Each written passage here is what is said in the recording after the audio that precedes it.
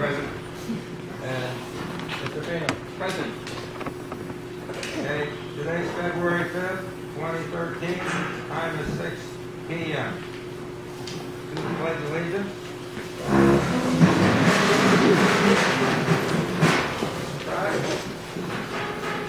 Allegiance to the flag of the United States of America and to the republic for which it stands, one nation, under God, indivisible, with liberty and justice for all.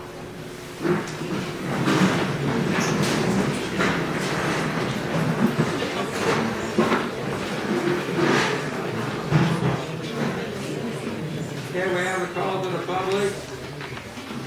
Some of the new people here, we have a description down below. It's limited to 3 minutes. Yes, ma'am. Is this time to speak? Yeah. Time to speak, yeah. 3 minutes. Well, I'm not sure of everything that's going on, other than part of what I came to Sunsites for was the fire department and the quick response of very capable ER and ambulance service. At this age, if it goes away, so will I, because it's something I can't afford to lose for the health issue. So far, I'm super proud of our whole community, especially our fire department and ambulance service. So, Peggy Lloyd.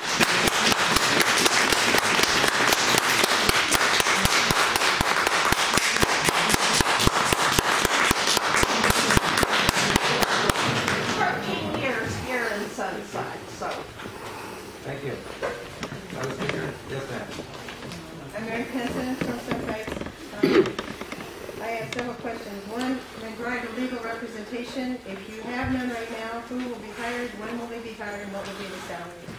Secondly, our number one danger here is fire everywhere, and fire insurance requires that we have a working fire department within 10 miles for our policies to be good. Is a fire department without a chief, like if you go ahead and fire our current one and don't have one in line, is that still counted by insurance companies as a working fire department for insurance purposes? And if someone suffers a loss from fire on their property or a loss of life or whatever, are you people willing to be responsible for that legally if you're the ones that fired the chief without having the replacement ready? That's my point. Thank you.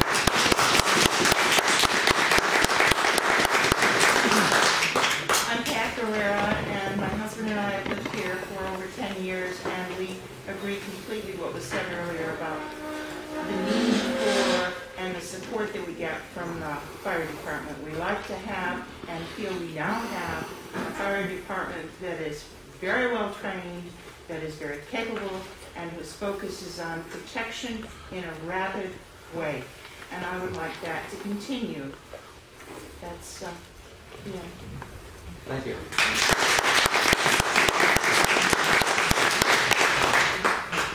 Yes, ma'am. My name is Jessica Jones, and I am a resident of the fire district. I have a letter which I wish to read. There have been a lot of statements made lately that the new board wants to shut down the department. I wonder what actions the new board has taken that would make people think this. Or is it just gossip being spread by people who want to make the board look bad?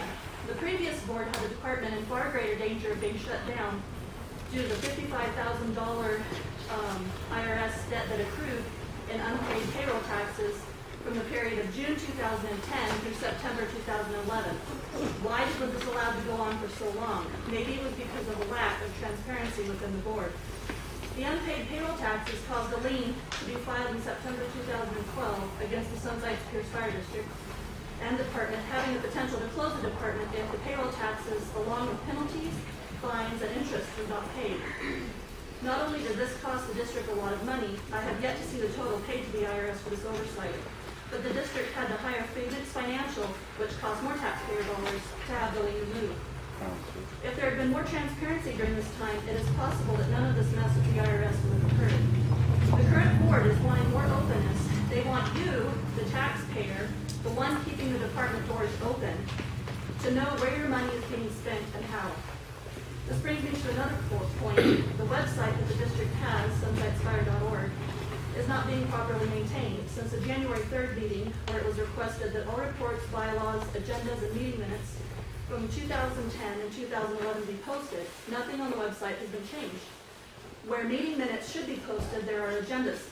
The minutes from 2010 are nowhere to be seen, and all of 2011 are still audio files. There are no reports, either from the chief or financial reports on the website. What are they trying to hide? Thank you.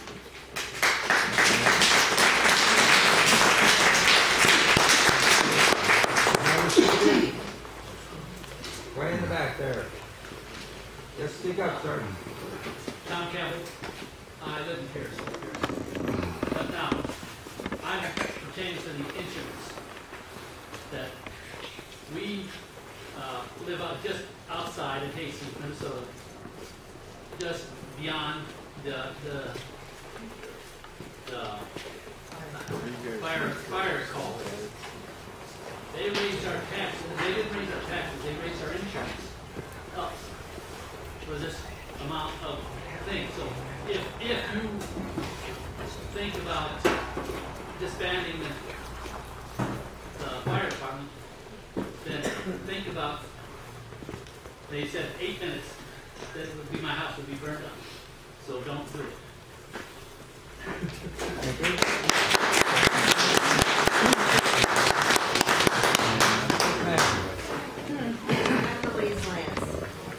Yesterday at 1:15, we received a call that BS was being spread in the community, that the new board was going to close down the fire department and fire everything. Cletus received calls also. The agenda went out, and no place did it state that. Look up ARS 48-81501, Arizona State Statutes, on district dissolution of fire district. It spells it out. You people have to vote for it. That's the only way it'll close down. That's simple. Who's spreading it? I heard Mr. Fino.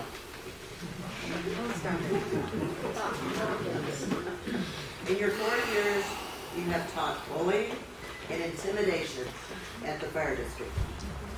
It was very obvious during the campaign and on election day. You treated the owners of this fire district like it was little Chicago, trying to stop cars, yelling at people how to vote, taking pictures of people coming out of the community center after voting. This community has never stood up to your BS, but I'm here to tell you, I am. You talk about open meeting. Where's all your agendas in the VFW? Heine, McCarter, and you. 3 is a quorum. This board ran on transparency. That means showing and telling the district everything. New board wanted public documents. Mr. Fino, you were the chairman for 4 years. You should have known about Cletus Frei and the state library and everything they had to do about public documents. 4 years later, you had to make a phone call. You talk about HIPAA, like you know everything about HIPAA. QuickBooks is not HIPAA compliant. Everyone that works on medical information must be HIPAA certified. Ask your board who is HIPAA certified. I bet 3 are. When you and Heine HIPAA certified, when you pay bills, You're done. Order. 3 minutes is not up. We have a timer up here. I will call the time when it is time. When you and Heine HIPAA certified, 9, you pay bills, 8, payroll. 7, 6, 5, 4. One more opportunity to have you removed. This is why we're in the mess we're in. This is what Mr. Fino has taught. So it's about time the community wakes up. Thank you.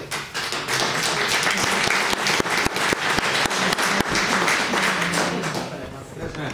Point of order. Point of order.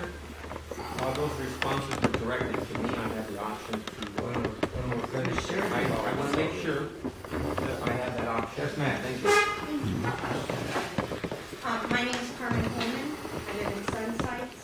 And I'm not going to specifically address exactly what's going on here, but from what I've seen in the board meetings, having worked for a public entity, having been participated in board members' meetings, and facilitated public meetings, I think that the board would really benefit from taking a conflict resolution seminar. And there's a lot of benefits to it. I've participated in these classes. It's contract negotiation, interest-based bargaining. It's really, really good tools that you can learn to work together. And I really don't think that you guys are going to be effective if you don't have some training like that. I participated in it, and when I first went to those seminars, I thought we were going to sit around in a circle and sing Kumbaya or something. But they really gave you really useful tools to work together, stand subject, and come to a decision that worked for everybody, or that you could live with. So that is my suggestion. There are many, many seminars that are available, and some are specifically to new board members working together. So I think that would be in your best interest to check into something like that. Thank you.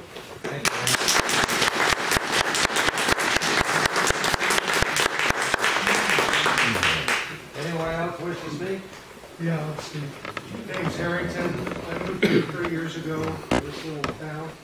I don't know what the issues are with the fire chief, but I know that we definitely need to keep the fire in place, whether it's volunteer or paying somebody a little bit, half time, or whatever it is. But you just can't just walk away and leave it. What about all the equipment? What are you going to do with that? You're going to just junk it, throw it away, give it away? You know, there's a lot of issues here we're talking about. You say you're going to come clear from Wilcox or whatever. Hell, your house is going to be trash. You might as well just give it up. You might as well take your match, light your house, and just walk away from the whole thing if you allow it to happen. And I'm sure the board doesn't want it to happen. They're just trying to figure out how to work through it. So anyway, this is my first experience in a small town, and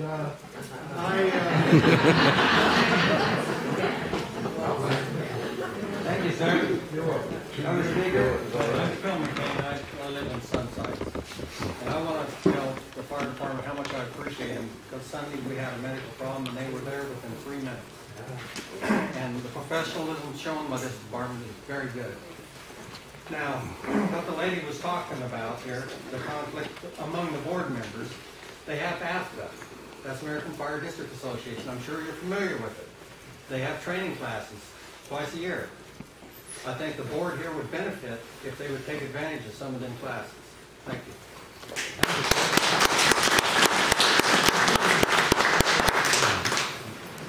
Way back. My name is Diana Campbell, and I want to commend the fire department.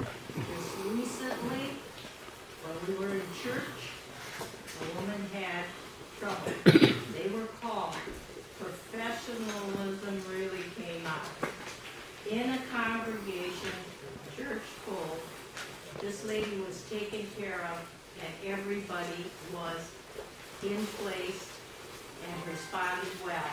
They did everything that kept this lady from going into a deeper stroke or perhaps a heart attack, whatever. But when they took her out on the gurney and got her back into Wilcox to the hospital, thank goodness this woman was able to return home. Then the following Sunday, now this was just 2 Sundays ago, that happened at the community church. Last Sunday, as we were leaving church and going home, again, the fire department was responding to the small church down from the community church. So therefore, where would these people be in age, which most of us are around here, without quick responses and good medical help. I hope that nobody ever has to have it, but we do have to have it. Don't let it go. Thank you. Thank you, Matt.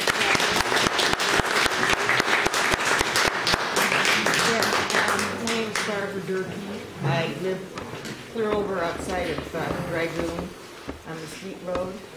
And I don't think anybody who wants to get rid of the fire department, you're not thinking this through, or get rid of the ambulance service. You don't know that tomorrow you may go to the doctor with your husband or wife and be told, if I can say this without getting emotional, that they're not going to make it, that they got cancer and they're going to die. And how many times did the ambulance service come out to my place? I have no complaints about how long it took them, and I've lived in a lot of large metropolitan areas. And they're professional, they're helpful, they're sympathetic. I can't complain about the time. I don't expect them to be out there in 5 minutes. I think they do a good job. I have a family full of volunteer firemen in the Midwest. And you do need to go to training classes. You do need to do things like that. And you also need to learn to get along. People, I don't know, I believe some of these positions were elected by the will of the people. People are depending on you. And to slam doors in their face, not to say, not only will the fact that if you don't have an ambulance service, you might be the next person. You know how long it takes to get to Wilcox? And if you are get to Benson? And your fire insurance on your home. Some of you may not even be able to get your insurance, or you're going to have to take what your mortgagee says. You don't have fire insurance because you don't have a fire department. This is what you're going to pay. You're going to pay through the nose. So I'm just saying, just think, don't shoot from the hip. This, to me, I hear a lot of gossip. To me, it sounds like a matter of personalities. Thank you. Thank you.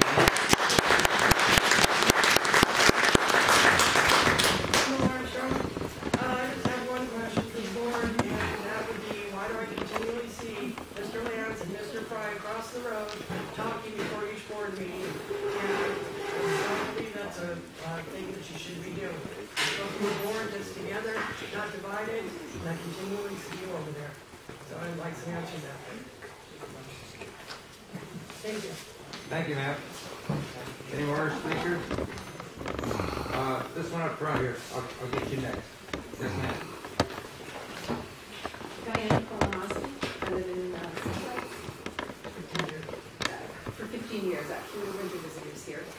And like many of the other people, the fire and particularly the paramedics are very important to us as we get older, and we use them on a number of occasions. But the one I think is the most striking one recently was Gary Brocklet, which most of you probably know. He had a heart attack in his home. He's fortunately married to a very lovely woman who most of you know, Pat Brocklet, who happened to be an OR nurse and knew what to do, but she even admitted she couldn't have handled it without the paramedics. And Gary is totally recovered now, and he's home, and he's out, running a mile a day or something like that. And we wouldn't have him in this community anymore if it hadn't been for your paramedics. And that's what all of us want to have available to us. Thank you, ma'am.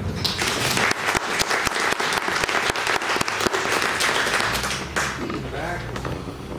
My name is Margaret Itzak, and I'm a taxpayer. I'm also, my husband is actually on the fire department, but I'm also the mother of the youngest volunteer of this department. He's 12 years old. He has cerebral palsy, and he's autistic. He goes down every week without fail, whether it's wiping down the tables, taking out the trash, and every member of this department welcomes him with open arms. They work with him. They don't do this because they get paid extra or they're looking to get something in return. They do it because they're servicing their community and the members of the community. And And actually, I'm ashamed, by the way, that the board's acting. We need to work together. This is our board, our fire department. I don't know what your intentions are, we can speculate, but you're putting it in jeopardy for the county to come in, the state to come in, and shut it down. So it doesn't really matter what your intentions are or what we hear, you're jeopardizing that. Not just for the people that work here, the members of the community, the taxpayers. What are we teaching our young people in this community? We can't even get along at board meetings. My daughter says, "Oh, Mom, can you go to a board meeting?" "Yeah, I'm going to a board meeting." She knows what they're for. She knows that we want to be a part of this community. That's why my son goes down there every week. He also goes to the post office. These are daily life skills for this child. He's been doing this for 4 years now. And he'll continue to do it. Because the guys on this department are phenomenal. Thank you, ma'am.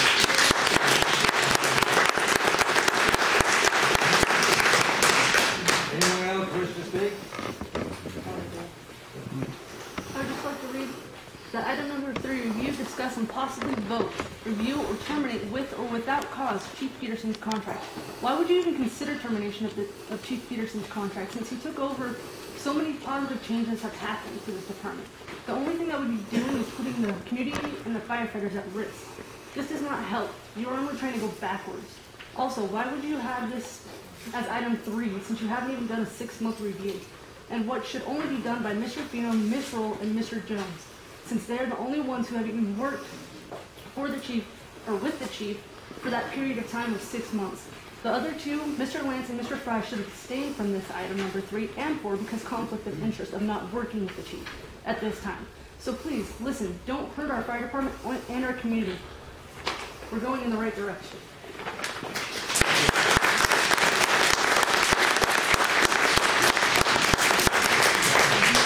All right, last call.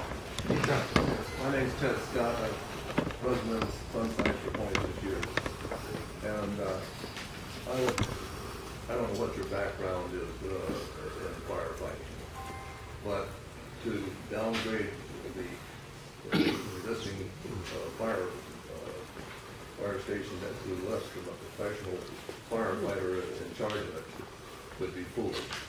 I don't know what your issues are with the present chief, but surely we need a full-time professional firefighter to run the department. I ran a volunteer fire department at one time, and I was not a professional firefighter. And it was very difficult to realize that how to supervise firefighters and fire situations. It took a lot of education before I touched the little bit of the professional firefighter knows. So let's keep the quality of our fire department up and solve your issues with the existing one yourselves and quit bickering.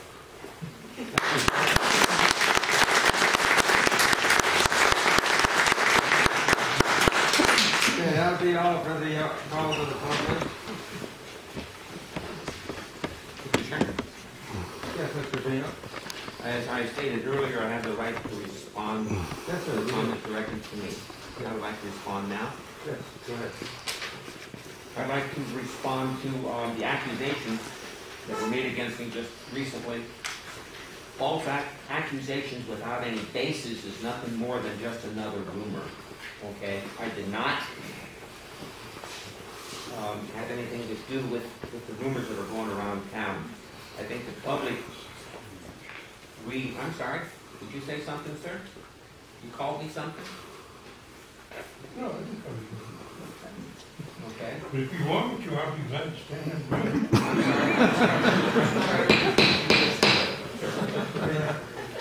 I don't like to be called SOB under your breath. Anyway, it's nothing more than just another rumor. We don't need rumors in town. We need facts. We need questions answered. A fire department is nothing without great leadership. I'd like to thank Chief Peterson for his great leadership in his period as fire chief for our district. Thank you, Chief.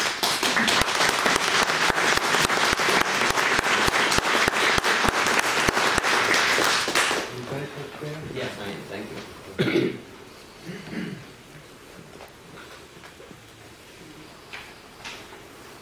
Okay,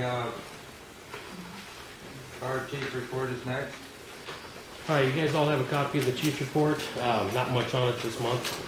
Total runs so far year to date, as far as January 31st, was 55. You guys have a breakdown of all of those calls as you requested, along with addresses. I did not provide incident reports, and I do not plan on providing incident reports for you. But you get a breakdown there, including the mileage that Mr. Frei was looking for. As far as training goes, the crews for January completed positive pressure ventilation fan operation training, tack line drills, reading smoke and tactical considerations training. For wildland, we've got nothing new to report. Same with the hazmat. As far as maintenance goes, Medic 301's radiator was pulled and sent out for repair. One side of the tank was cracked and it was replaced. It's got a plastic tank in it, and with the roads that we travel on, pretty easy to get cracked. The unit is now back in service, and that's all I have. Thank you, Chief. I have a question for the chief. In the last meeting, requested prepare a budget for the remaining of the fiscal year based on unencumbered funds, accounts receivable. Did you do that? That has not been completed yet. No, Jill, who I rely on to provide me the majority of the numbers out of computer, has been out sick and in the hospital for quite a bit of a month. Have you prepared any kind of a monthly routine budget that we can operate on? I have started one, but I did not bring it tonight because it's not completed.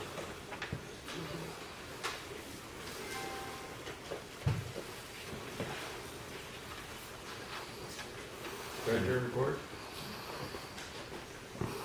Yes, I have a treasurer report. Do you have any questions? No, I don't. I do have a treasurer's report for the members of the employees of the district. I do have my HIPAA certification. If you'd like to see that certificate after the meeting, I'd be more than happy to show it to you. Also attended I'm sorry. For the members of the district, I do have my HIPAA certification, so there should be no problem with the books. And also attended classes on open meeting, which the other board members would have attended. It's been very beneficial, like you said, to attend things.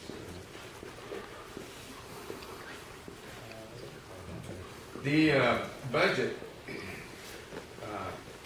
I just feel that this needs to be stated before I get into this budget. The purpose of running the district is a lot is determined by the amount of money we have to operate with. And it is also based on statutes by the state on how you can operate that budget. There's a certain amount of money we take in on taxes. That's unencumbered funds. The state does not allow us to speculate on wildland fires or ambulance fees or any possible income derived by the services we provide. They specifically direct